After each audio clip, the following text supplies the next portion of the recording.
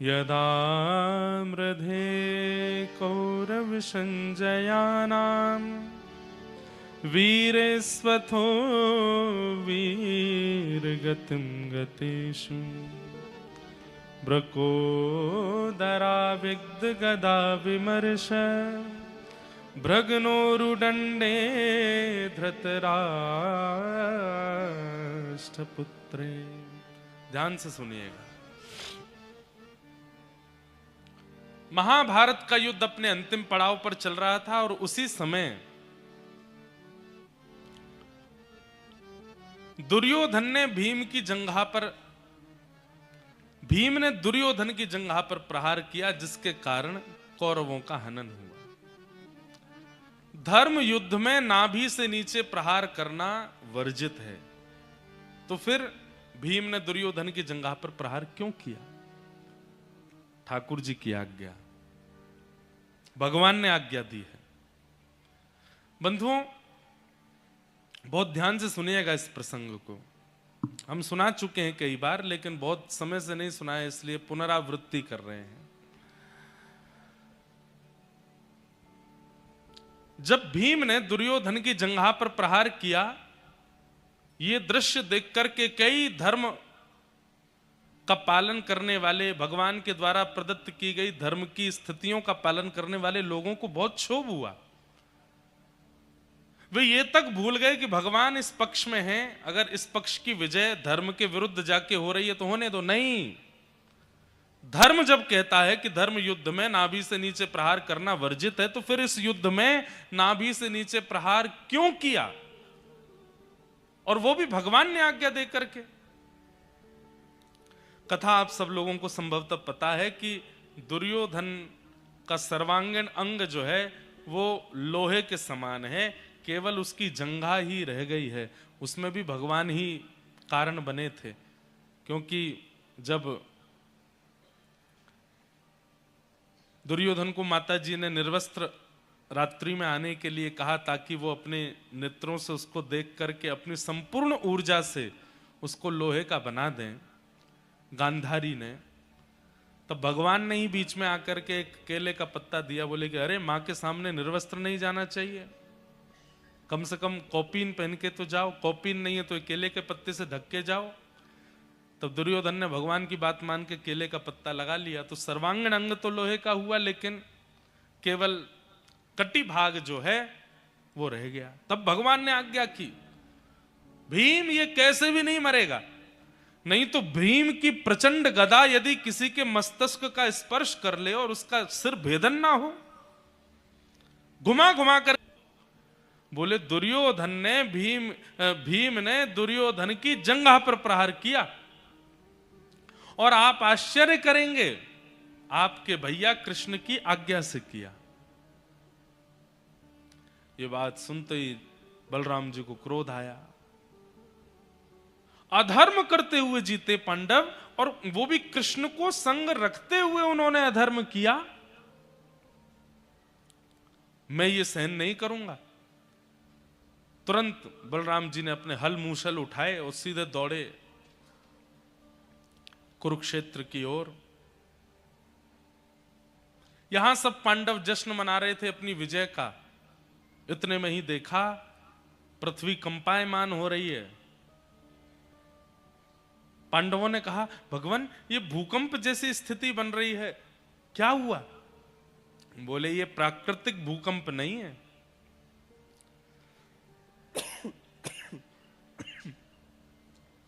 ऐसा भूकंप दो ही स्थिति में आता है, या तो मैं नाराज हो जाऊं या फिर शेषनाग, जिनकी सिर के ऊपर तिल के समान पृथ्वी है, वो नाराज हो जाएं। मैं तो प्रसन्न हूं, तो निश्चित है कि शेषनाग ही नाराज हुए, और शेषनाग ही बलराम जी हैं। बलराम जी के कोप के कारण पृथ्वी पर भूचाल आ रहा है। तभी देखा तो श्री बलराम जी महाराज हल मूसल लेकर के और दौड़ रहे हैं, और बस चिल्ला रहे हैं, भीम मेरे सामने आ, तू मेरे साथ युद्ध कर, तूने धर्म विरुद्ध कार्य किया।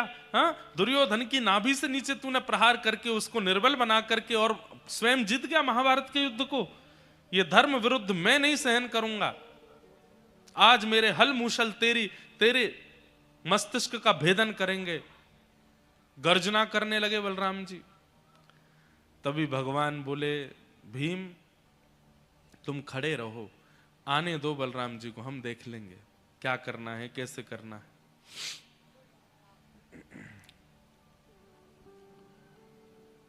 बलराम जी महाराज दौड़े।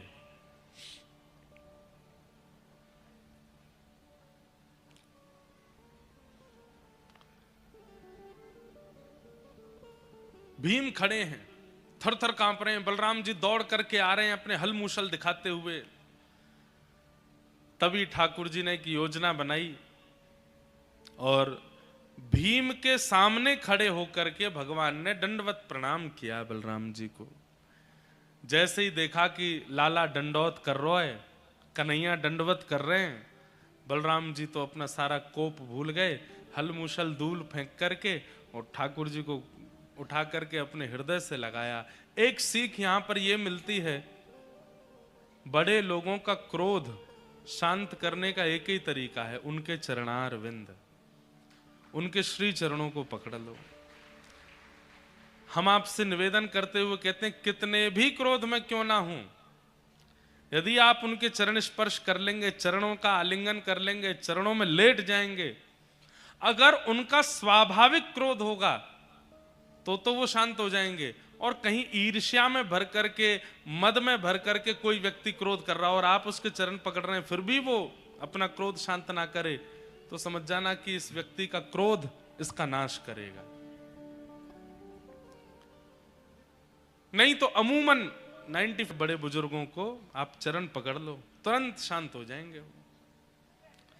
बलराम जी तो सब गुस्सा भूल गए, ठाकुर जी को उठाया, हृदय से लगाया। अरे लाला तू काहे को चरणन में प्रणाम करे, अरे मोह तो तेरी बड़ी याद आ रही।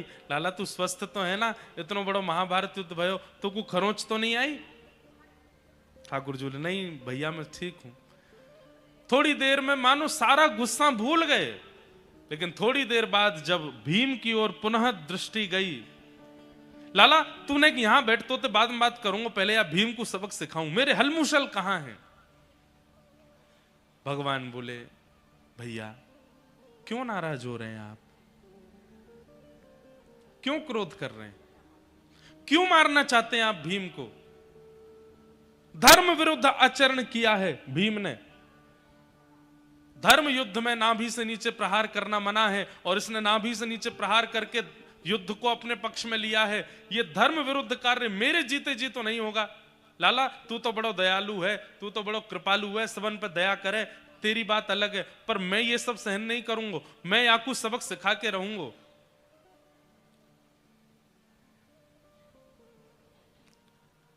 ठाकुर जी बोले, नाभि से नीचे प्रहार करना अधर्म है।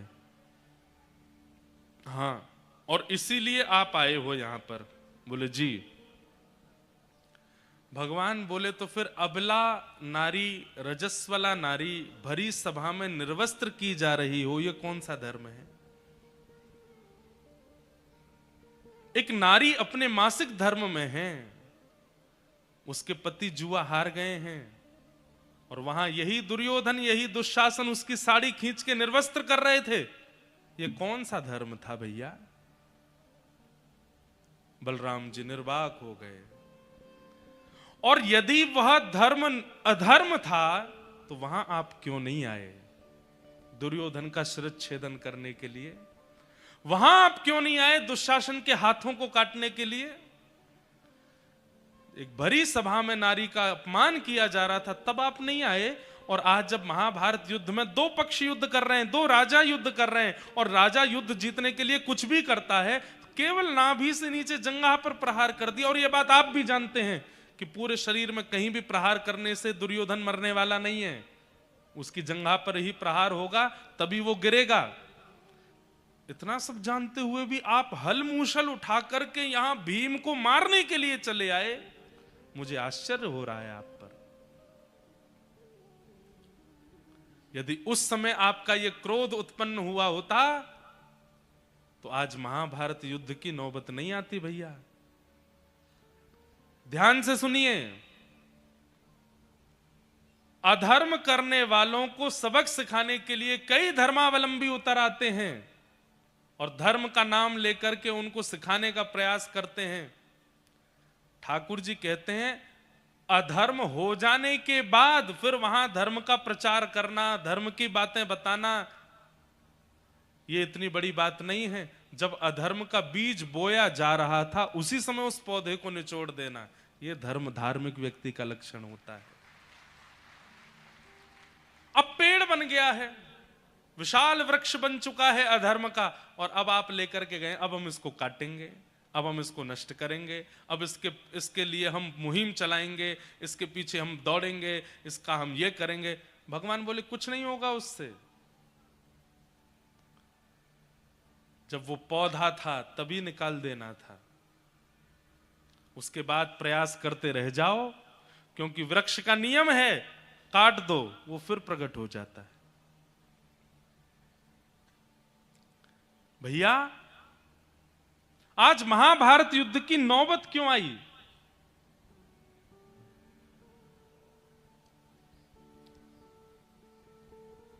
क्योंकि उस समय दुर्योधन दुशासन बच गए, जिस समय इन लोगों ने अधर्म किया।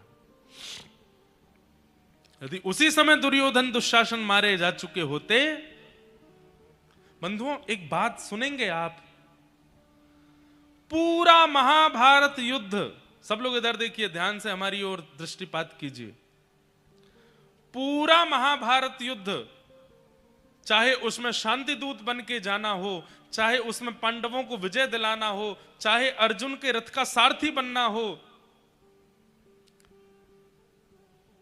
जो कुछ भी भगवान ने किया सबके पीछे एक ही बात थी, द्रौपदी का चीरहरण।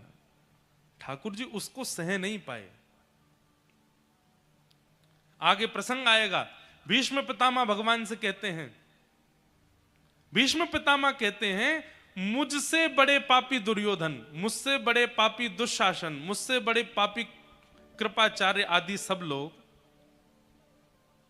पर उनको आपने एक बाण मारा, उनको आपने एक गदा मारी, और मेरे जैसा धार्मिक व्यक्ति जिसने अपने 100 जन्मों में कोई पाप नहीं किया, बाल ब्रह्मचारी, ब्रह्मचर्य का पालन करके जीवन निर्वहन करने वाला, मैं सत्यवादी, मैं सद्मार्ग पर चलने वाला भीष्म पितामह, मुझे आपने असंख्य बाण मार दिए।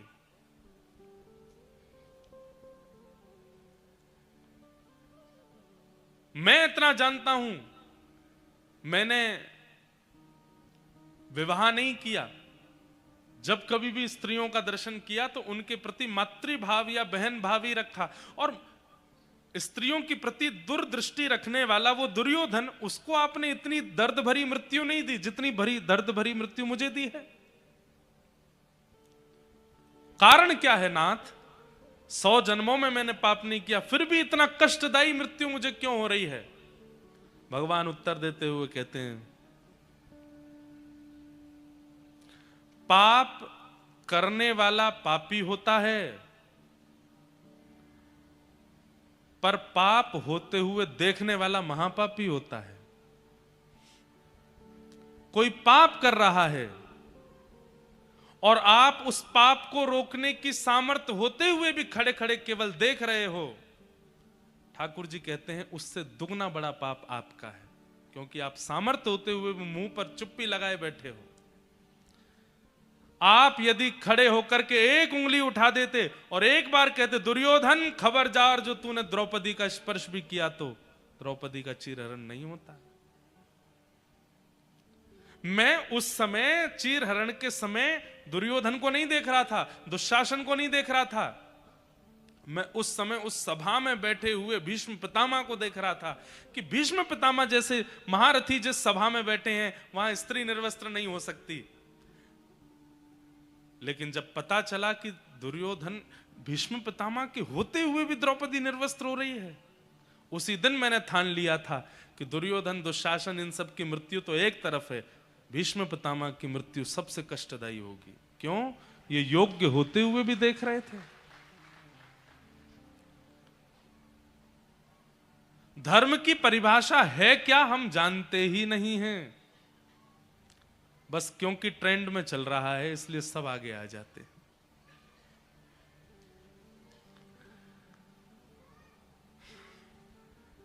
हम बहुत सीधे साधे कथावाचक हैं, हम ज्यादा विवादित बोलते नहीं कभी भी, और हम बोलना भी नहीं है, बस संकेत में आपको समझा रहे हैं।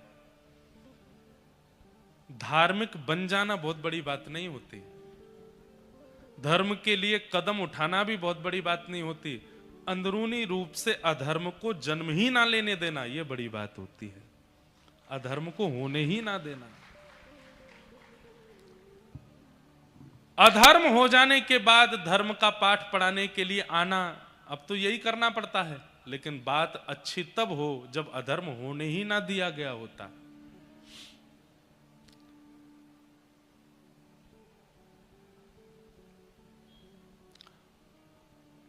भैया आप भीम को मारने के लिए आए, मैं आपको भीम को आपके हवाले कर देता, लेकिन कब? जब आप उस समय भी आए होते जब द्रौपदी का चीरहरण हुआ था। मैं आपके पक्ष में खड़ा होकर के भीम का शिरच्छेदन करता, यदि उस समय भी आपने ये किया होता। बंधुओं, ठाकुर जी की बुद्धि के आगे हम लोग बड़े फेल हो जाएंगे। कभी अगर हम लोगों को मृत्यु के बाद तो भगवान के सामने निर्णय होगा ना, नर्क जाना है, स्वर्ग जाना है, कहां जाना है, उस समय ठाकुर जी फिर सारी गिनतियां करवाएंगे। आप लोग कहोगे हमने ये अच्छा किया, हमने ये अच्छा किया, हमने ये अच्छा किया, फिर ठाकुर जी ऐसी एक बात बताएंगे जो आपके मन में ही नहीं थी, तुमने ये भी तो किया था, ये क्यों भूल रहे हो, तुमने ऐसा भी तो किया था। तो ठाकुर जी कहां कौन सी बात अपने मन में रख के बैठे हैं कोई पता नहीं है। इसीलिए सूरदास जी महाराज ठाकुर जी से कहते हैं, हरि जी मोरे अब गुण चित ना धरो, हरि जी मोरे अब गुण चित ना धरो। समदर्शी है नाम तिहारो, समदर्शी है नाम तिहारो। समदर्शी का मतलब पता है? समान दृष्टि जिसकी है, सबको एक दृष्टि से जो देखता है। समदर्शी है नाम तिहारो, समदर्शी है नाम तिहारो। चाहो तो पार करो, चाहो तो पार करो, हरि जी मोरे अब गुण चित ना धरो, हरि जी मोरे अब गुण चित। बंधुओं, ये नाम जप के लिए आज्ञा क्यों करते हैं गुरुजन? क्योंकि नाम जप औषधि है। कई इतने दुर्गुण हमारे और कई ऐसी क्रियाएं हम करे बैठे हैं जो हम करके भूल गए, पर ठाकुर जी नहीं भूलते, ठाकुर जी को सब पता होता है। इसलिए इतना नाम जप किया, इतना नाम जप किया, इतना नाम जप से ठाकुर जी मिलेंगे बाद की बात है। पहले जो आपका किया धरा है उसका हिसाब बराबर होता है नाम जप से। जो आप करे बैठे हो, और इस जन्म में नहीं कितने जन्मों में करे बैठे हो, पहले उनका समाधान करता है नाम जप। नाम जाकर के पहले उनको समाप्त करता है, उनको नष्ट करता है। उसके बाद जब वो पूर्व का सारा नष्ट हो जाता है, तब जाकर के नाम जप भगवत प्राप्ति के लिए होना प्रारंभ होता है। कई लोग एक साल में ही रोने लगते हैं, ठाकुर जी नहीं मिल रहे, हम तो इतने दिन से रज लगा रहे हैं, इतने दिन से नाम जप कर रहे हैं, कथा सुन रहे हैं, एक साल हो गया, अभी ठाकुर जी मिल। अरे एक साल में? आज ही एक बात, सुबह कई हम कथा में एक बात कहते हैं, आज यहां पर कथा सुनने वाले लोग अपनी आयु देखिए, कितनी आयु है आपकी? कोई 18 साल का है, कोई 25 साल का है, कोई 30 साल का है, कोई 50 साल का है, कोई 60 साल का है। और कथा सुनने के बाद में इच्छा हो गई कि अब ठाकुर जी हमको मिलें। भाई 18 साल दुनिया को देख ली, अब 18 साल ठाकुर जी को भी तो दो। 25 साल पूरी दुनिया के विषय भोगों को देख लिया, अब जरा 25 साल नाम को देके तो देखो। हम दुनिया को इतना दे चुके हैं, तो फिर नाम को एक साल में ही क्यों फल चाहते हैं? नाम अंदरूनी रूप से क्या कर रहा है आपको नहीं पता। आपके कितने कितने हिसाब पेंडिंग पड़े हैं, कितना कर्जा चढ़ा है आपके ऊपर पापों का, नाम पहले उनको नष्ट करेगा। और जब नष्ट हो जाएंगे तब आपका नाम जब भगवत प्राप्ति कराएगा। तो आज जिस समय आप पहली बार वृंदावन गए, जिस समय आप पहली बार कथा में आए, जिस समय आप पहली बार आचार्यों के चरणों में गए, उस दिन अपनी आयु पूछिए कितने साल के हो। पहली बार वृंदावन 18 साल की उम्र में गए तो अब 18 साल वृंदावन को दे के देखिए, तब ठाकुर जी कृपा करेंगे। और ये समान तो होना ही नहीं चाहिए। 18 संसार को दिए तो 18 नहीं, 1 साल ज्यादा दो, ठाकुर जी को थोड़ा बढ़ा के दो, फिर देखिएगा क्या कृपा होती है, क्या अनुभव होता है।